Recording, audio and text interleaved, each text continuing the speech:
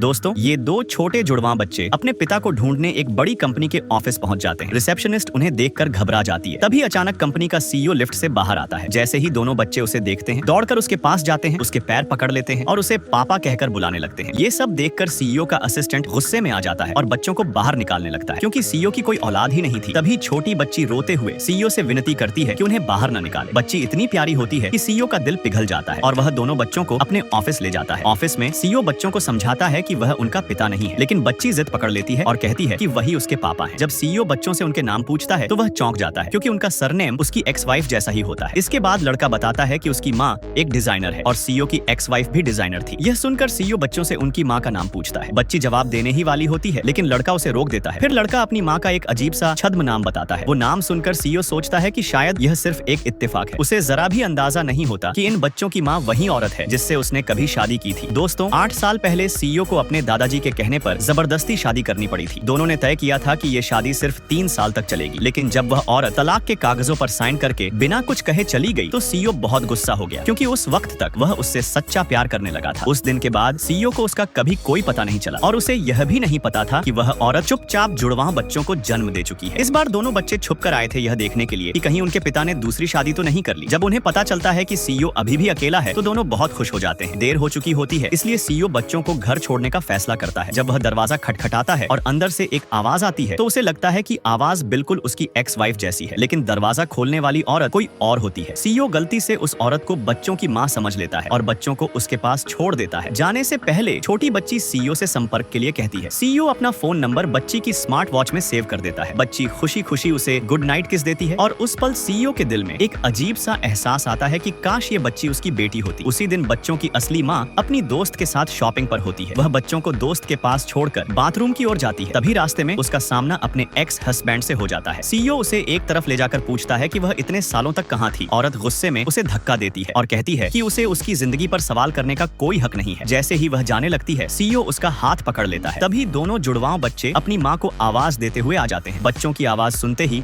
CEO हैरानी से पूछता है, ये बच्चे तुम्हारे हैं? तो क्या सीईओ को सच पता चलेगा? क्या सालों बाद बिछड़ा परिवार फिर से मिलेगा? जानने के लिए सब्सक्राइब फॉर पार्ट 2।